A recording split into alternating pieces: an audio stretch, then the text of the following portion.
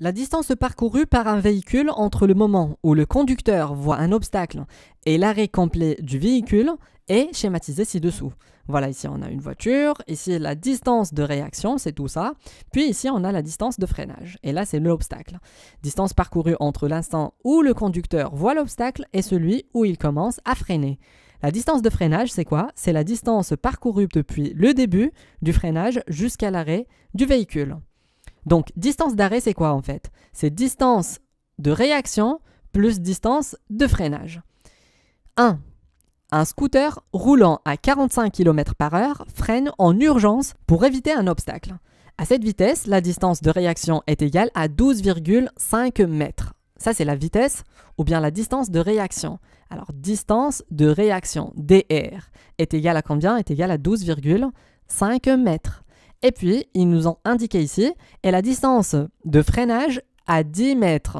Distance de freinage, DF, c'est 10 mètres. Donc, ils nous demandent quoi? Quelle est la distance d'arrêt? C'est hyper simple. Distance d'arrêt est égale à quoi? À distance de réaction plus distance de freinage.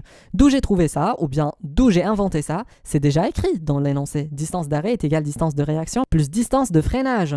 Donc, ce qui donne 12,5 plus 10, on n'a pas besoin de la calculatrice, ça fait 22,5 mètres. Et voilà, c'est la distance d'arrêt pour ce scooter. On passe à la deuxième question. En utilisant ces graphiques, répondre aux questions suivantes. La distance de réaction est de 15 mètres. À quelle vitesse roule-t-on? Alors là, on parle de la distance de réaction. Je dois chercher dans les graphiques où se trouve la distance de réaction. La voici, distance de réaction. Donc, on doit chercher le 15 ici. Voilà, ici, on a la distance de réaction. On doit chercher le 15 ici. Voilà, mais combien prend chaque case? Ici, on a 10. Donc, ce qui fait 10 pour deux petits carreaux. Si je divise 10 par 2, ça fait 5. Donc là, c'est 5, 10. Donc ici, c'est 15. Voici le 15. Très bien. Je vais prendre l'horizontale jusqu'à ce que je coupe ma courbe. Et puis, je passe à la verticale. Donc, je trouve quoi? Je trouve 55 km/h. Donc, pour avoir une distance d'arrêt de 15 mètres, on doit rouler à 55 km/h. 55 km/h. C'est ça la réponse de cette question. On passe à la question suivante. La distance de freinage du conducteur est-elle proportionnelle à la vitesse de son véhicule? Alors voilà, la distance de freinage, elle se trouve ici. La voici. Donc, elle n'est pas sous forme d'une droite qui passe par l'origine. Donc, elle n'est pas linéaire. Parce qu'en fait, on sait très bien que les fonctions linéaires ou bien les fonctions de proportionnalité passent par l'origine et elles sont sous forme d'une droite. C'est vrai que celle-là, elle passe par l'origine, O, mais elle n'est pas sous forme d'une droite. Donc, ce qui fait la distance de freinage sur route sèche n'est pas proportionnelle à la vitesse du véhicule. On passe à la question C. Déterminer la distance d'arrêt pour une voiture roulant à 90 km/h. Donc maintenant, on cherche la distance d'arrêt. Alors, distance d'arrêt. Très bien. La distance d'arrêt, c'est quoi en fait? C'est la distance de réaction plus la distance de freinage. Je dois chercher la distance de freinage à 90 km/h et puis la distance de réaction pour la même vitesse, 90 km/h. Et je dois sommer les deux pour trouver la distance d'arrêt. On y va, on va commencer par le premier graphique. 90 km/h se trouve ici. La voici. Donc, ce qui fait, c'est combien? C'est 25 mètres. Donc, la distance de réaction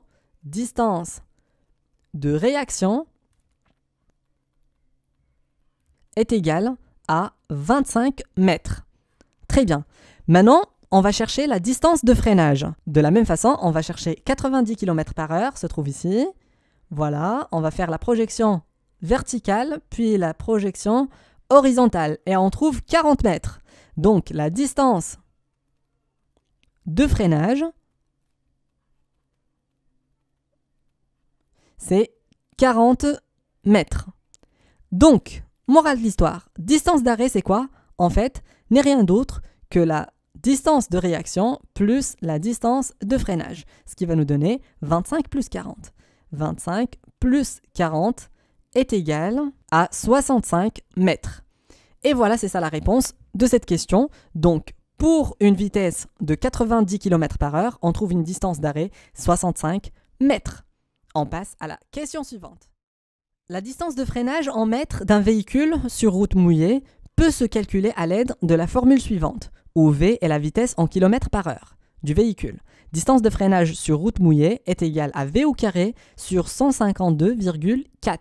Calculé au mètre près, la distance de freinage sur route mouillée à 110 km par heure. Là, c'est très facile. Alors, distance de freinage, c'est quoi? En fait, on peut la trouver grâce à cette règle. C'est V au carré divisé par 152,4. Ils nous ont donné déjà la vitesse, c'est 110 km par heure. Je dois seulement remplacer la vitesse par 110. Donc, c'est 110 au carré divisé par 152,4 et c'est ça la distance de freinage. Je prends ma calculatrice. 110 au carré divisé par 152,4. Donc, ça me donne 79,39 mètres. Mais si je dois faire attention, ils m'ont demandé d'arrondir, calculer au mètre près. Alors, le mètre, c'est quoi? C'est le 9 ici. Donc, je dois voir celui qui est après le 9. C'est un 3, donc c'est inférieur à 5, donc je ne dois rien rajouter. Je dois laisser seulement 79 mètres. Donc c'est ça la distance d'arrêt pour une vitesse de 90 km par heure. Et voilà pour cet exercice. On passe au dernier exercice, l'exercice 7. Si vous avez aimé la vidéo, partagez-la. Et abonnez-vous sur la page Facebook Astucia Soutien Scolaire. Et abonnez-vous sur la chaîne YouTube. À la prochaine.